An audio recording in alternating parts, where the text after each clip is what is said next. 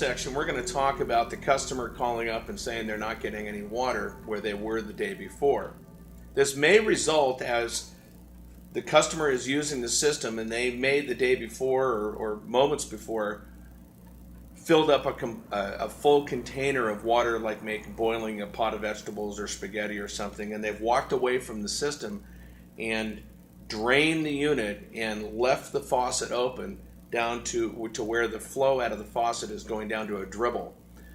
The result of this would be an overconcentration of the membrane because the waistline was shut off during this procedure.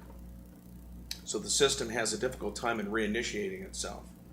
So what must happen under these conditions is that the customer needs to shut the feed valve off of the system, open up the faucet, depressurizing the unit, let's say for 15 minutes.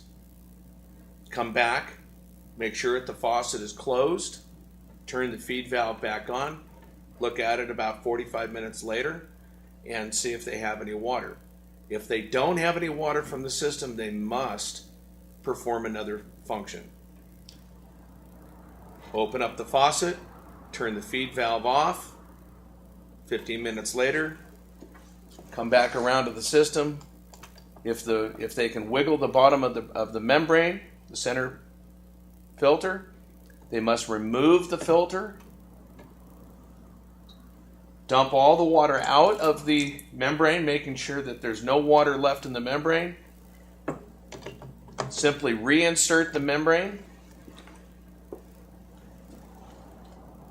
turn the feed back onto the system, make sure that the faucet is off, come back an hour later, the unit will be restarted and we'll have water coming from the system. So they may have to do that.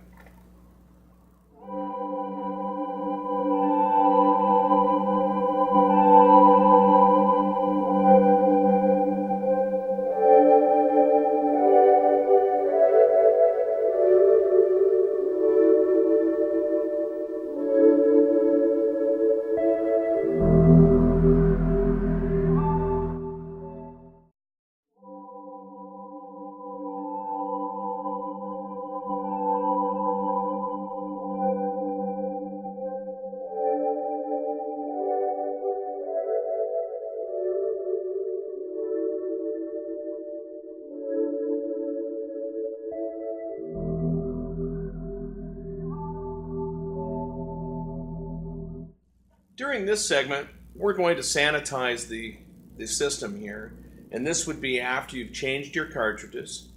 Draw a little bit of water off from the system. I'm going to turn the system on here. Draw a little bit of water off, about 10 seconds worth of water out of the system, so we've collapsed the bladder. It's dispensing into the sink here. We're going to turn that off. This is an XRO sanitizer. We're going to remove the cap of the sanitizer. We're going to take a little bit of peroxide, 3% peroxide. We're going to pour some peroxide directly into the system here. Be careful, this stuff can stain. Make sure your O-ring is there. Screw the cap back on. And we're going to inject this directly into the storage bladder. So after we've depressurized the system, we've turned the system off, opened up the faucet, depressurizing it, remove the feed line from the NextRO system, insert it into the feed side of the sanitizer, using your little wrench here, remove the PW pin and insert the exit of the sanitizer directly into the PW side. Everything's sealed up, so I'm going to let that dangle. Next is, you remove the SQ pin. Take a separate small lime or two, insert it into the SQ port, and have a handy little jug here. What we're going to do is we're going to inject the peroxide through the PW port directly into the bladder, and we're going to force the water that was used to squeeze the first shot that we at the beginning of this section out of the faucet, and we're going to now inject the peroxide directly into the bladder and we are going to displace the squeeze water back out. And now we're giving the bladder a nice injection of hydrogen peroxide.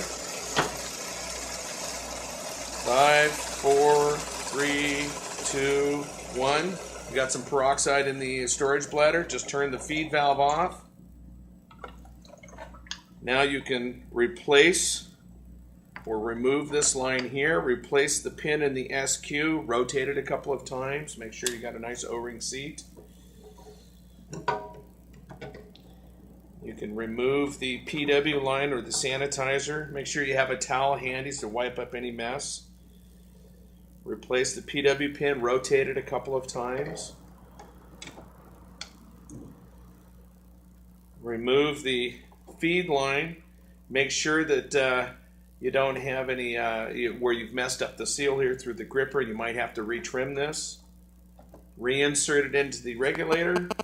The system is now sanitized. Let's turn the system on. We've got a little bit of feed water going in. Turn it off. Leave instructions behind with the client to let this sit for about 2 hours.